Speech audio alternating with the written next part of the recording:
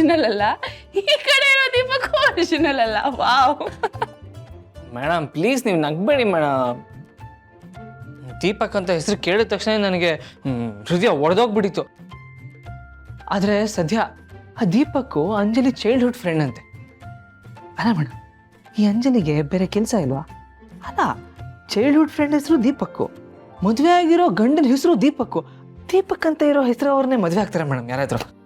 ಹೋಗ್ಲಿ ಬಿಡಿ ದೀಪಕ್, ಹೋಗ್ಲಿ ಬಿಡು ಸುಬ್ಬು.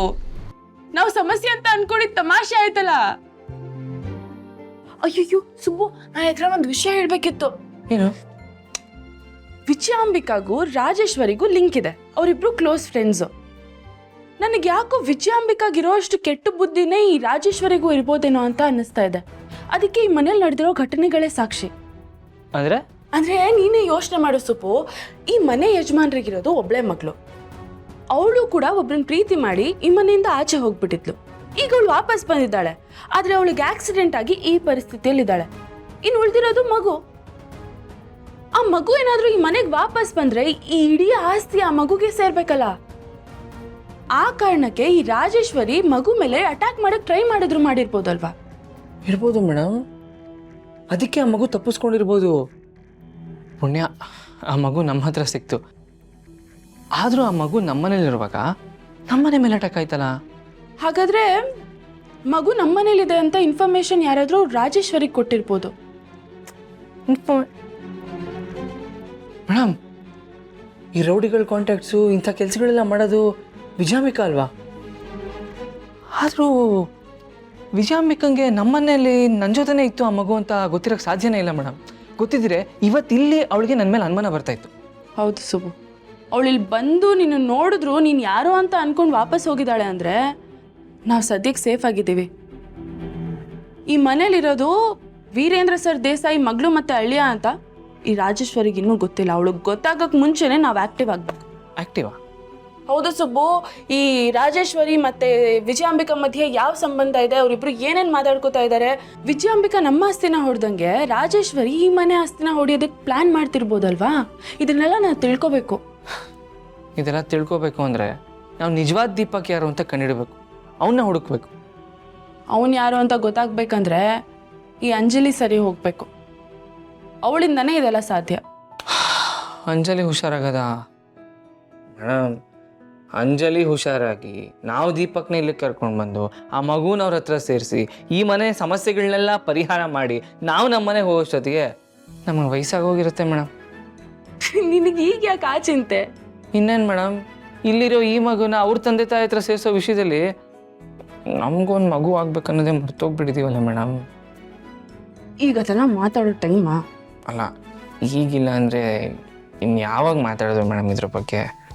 ಆಯ್ತು ಬಿಡು, ಅದನ್ನೆಲ್ಲ ಯೋಚನೆ ಮಾಡಿ. ನನಗೆ ಯಾಕೋ ಸ್ಟ್ರಾಂಗ್ ಆಗಿ ಅನಿಸ್ತಾ ಇದೆ ಸುಬ್ಬು. ಇನ್ನೊಂದು 15 ದಿನಗಳಲ್ಲಿ ಎಲ್ಲ ಸಮಸ್ಯೆನೂ ಪರಿಹಾರ ಆಗುತ್ತೆ ಅಂತ ನೋಡೋಣ. ಹೌದಾ? ನಿಮಗೆ 15 ದಿವಸದಲ್ಲಿ ಸಮಸ್ಯೆ ಪರಿಹಾರ ಆಗುತ್ತೆ ಅಂತ ಅನಿಸ್ತಾ ಇದೆಯಾ? Super madam. ಹಂಗಂದ್ರೆ ಅಂಜಲಿ ಅವ್ರನ್ನ ಆದಷ್ಟು ಬೇಗ ಹುಷಾರು ಮಾಡ್ಬೋಣ. ನಾನು ಡಾಕ್ಟರ್ ಹತ್ರ ಮಾತಾಡಿದ್ದೀನಿ. ಅವ್ರು ಸ್ವಲ್ಪ ಚೇತರಿಸ್ಕೋತಾ ಇದ್ದಾರಂತೆ, ಬೇಗ ಹುಷಾರಾಗ್ಬೋದು ಅಂತ ಹೇಳಿದ್ದಾರೆ. ಇನ್ನೊಂದು ಸ್ವಲ್ಪ ಪ್ರೀತಿಯಿಂದ ಮಾತಾಡಿದ್ರೆ ಅಂಜಲಿ ಅವ್ರು ಹುಷಾರಾಗ್ಬಿಡ್ತಾರೆ ಮೇಡಮ್.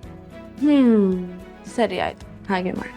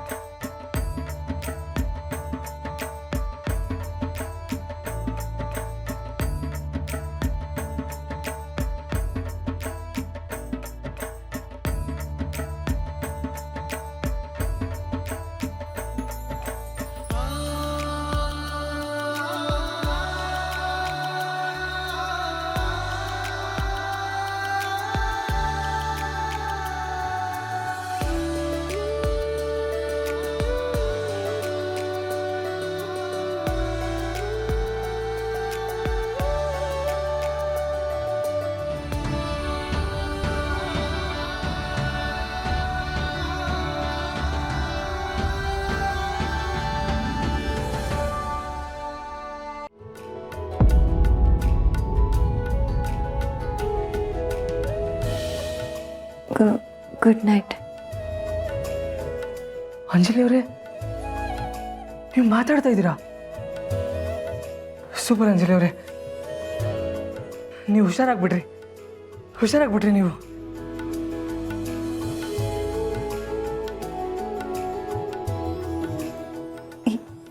ಇದಕ್ಕೆಲ್ಲ ನಿಮ್ಮ ಪ್ರೀತಿನೇ ಕಾರಣ.